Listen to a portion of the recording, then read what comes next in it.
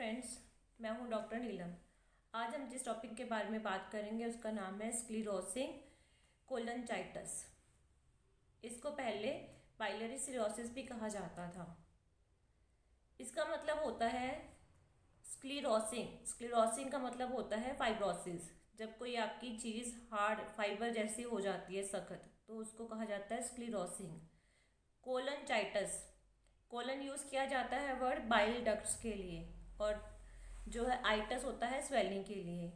जब बाइल की जो नलियाँ होती हैं, छोटी छोटी बाइल डक्ट्स जो होती हैं, जब उसमें कोई ब्लॉकेज हो जाती है, ऑब्स्ट्रक्शन हो जाती है, जिसकी वजह से बाइल धीरे धीरे करके जो है कलेक्ट होना स्टार्ट हो जाता है लीवर में, और उसकी वजह से उसका टॉक्सिक इफेक्ट्स लीवर के सेल्स के ऊपर आता है। मतलब कि जो बाइल डक्ट्स होती हैं, जो लीवर जो है वो बाइल को बनाता है, ये आकर पित्ते में स्टोर होता है।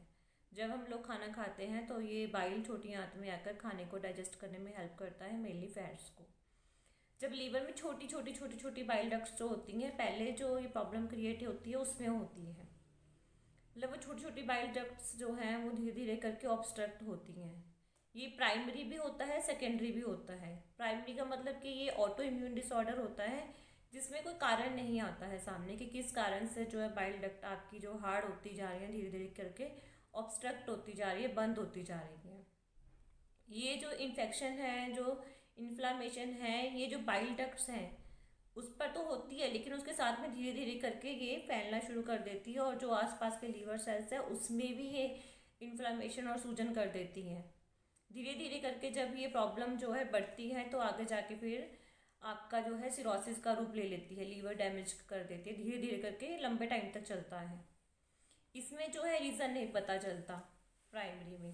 सेकेंडरी में होता है कि कोई प्रॉब्लम है आपकी बॉडी में और उसकी वजह से बाद में जो है बाइल डक्ट्स पर असर आया है।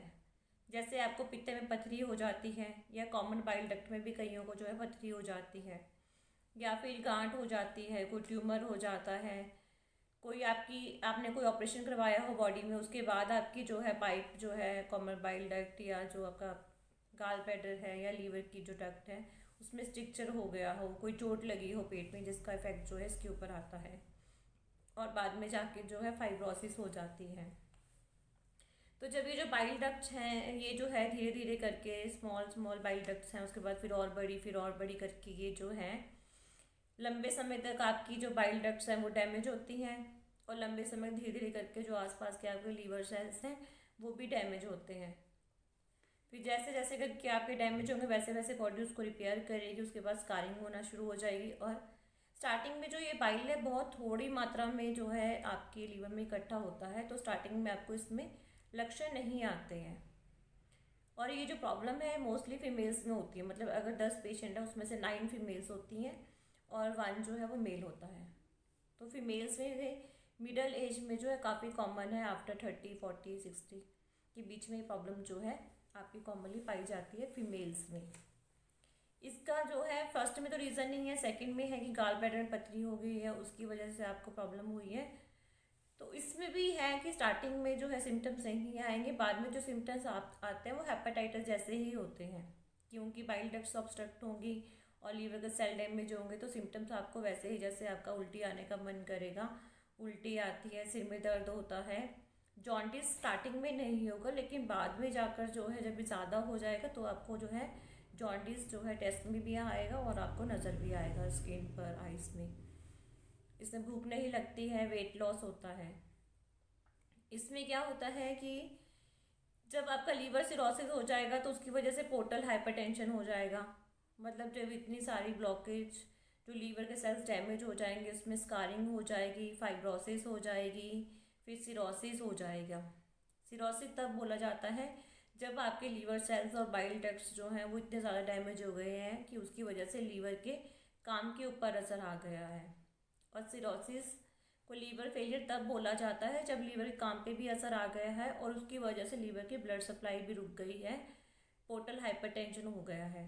पोर्टल हाइपरटेंशन तब होगा जब लीवर जो है वो काम करना जो है बंद कर देता है ऑलमोस्ट, फिर आपको है पोर्टल हाइपरटेंशन कहा जाता है कि ब्लड सप्लाई जो है लीवर की वो रुक गई है। और फिर जो सिम्टम्स आते हैं वो उसकी वजह से होता है कि पेट में पानी भर जाता है, आपको ऊसोफेजियल वेरिसेस हो जाता है, खून की जो खाने वाली पाइप है उसकी जो ब्लड वेसल्स है फूल गई हैं, ब्लड वॉमिटिंग आ गई है, ब्लड आपका स्टूल में है, तो ये आने वाले टाइम के इसकी कॉम्प्लिकेशंस हैं। स्टार्टिंग में आप इसको ब्लड टेस्ट जैसे हम CBC करवाते हैं, LFT करवाते हैं, अल्ट्रासाउंड करवाते हैं, उसमें आता है। पर जो ये स्क्लीरोसिंग कोलोनचाइटिस है वो स्टार्टिंग में अल्ट्रासाउंड में नहीं आएगा। इसके लिए जो है आपको स्पेशल टेस्ट करवाना पड़ता है, ERCP या फिर MRCP। MRCP मतलब एक तरह से MRI होता है, उसमें आपकी जो बाइल डक्ट्स हैं और साथ में पेनक्रियास है उसकी पूरी डिटेल चेक की जाती है, क्योंकि जो कॉमन बाइल डक्ट है नीचे जब वो आपकी छोटी आंत के साथ जुड़ती है तो पेनक्रियास में भी उसकी एंट्री होती है। तो कई बार क्या होता है ऑब्स्ट्रक्शन की वजह से जो है आपका गाल स्टोन है या फिर आपका अगर ब्लॉकेज हो जाती है कॉमन बाइल डक्ट में तो कई बार गलती से पेनक्रियास में चला जाता है और सूजन क्रिएट करता है। तो इसलिए जब आप MRCP करवाते हैं तो उसमें पेनक्रियास और बाइल डक्ट पूरा आपका जो है देखा जाता है कम्प्लीटली।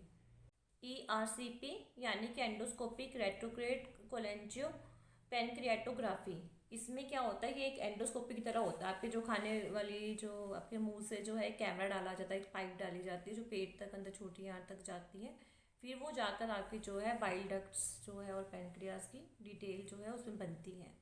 बट MRCP बेटर है क्योंकि उसमें ये जो ERCP होता है वो थोड़ा प्रोसेस मुश्किल होता है, उस MRCP जो है वो फिर भी as compare to ERCP easy होता है। और दूसरा जैसे मैंने बताया कि इसमें स्टार्टिंग में सिम्टम्स नहीं आते बाइल, क्योंकि बहुत जो है माइन्यूट डक्ट जो छोटी छोटी डक्ट्स होती हैं वो ब्लॉक होती हैं। तो स्टार्टिंग में LFT में जो है आपका एल्कलाइन फॉस्फेट या फिर GGT थोड़ा फ्लक्चुएट आएगा, क्योंकि मैंने आपको बताया था कि जो GGT एल्कलाइन फॉस्फेट है वो तब बढ़ते हैं जब आपकी बाइल डक्ट में ऑब्स्ट्रक्शन हो, तो ये हल्का से जो है बड़े हुए आएंगे। और SGOT और SGPT तब आपके बड़े हुए आएंगे जब आपके लीवर के सेल्स जो है डैमेज होंगे। तो दोनों में ये डिफरेंस होता है।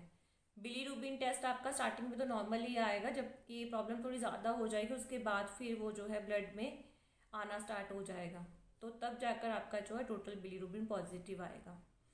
और जो है आपका प्राइमरी स्क्लीरोसिंग कोलोनचाइटिस जो है उसमें अगर आप पेशेंट के जो ब्लड सैंपल अगर आप करते हैं तो उसमें उनके ऑटो एंटीबॉडीज और इम्यून कॉम्प्लेक्स जो है वो पॉजिटिव आते हैं।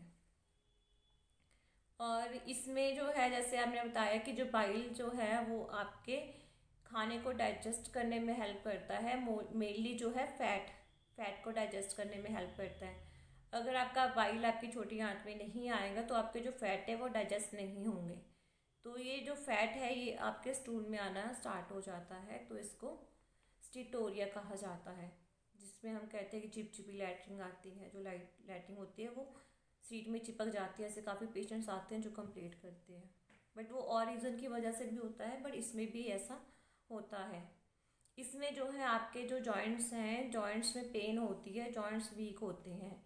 और जिन पेशेंट्स में प्राइमरी स्क्लीरोसिंग कोलोनचाइटिस होता है उसमें और दूसरी तरह के ऑटो इम्यून डिसऑर्डर्स भी पाए जाते हैं, जैसे किसी को अल्सरेटिव कोलाइटिस होगा, क्रॉन डिसीज़ होगा, सीलियक डिसीज़ होगी या फिर गठिया होगा, HIV होगा। मोस्टली ऐसे पेशेंट्स में दूसरे ऑटो इम्यून डिसऑर्डर्स भी पाए जाते हैं।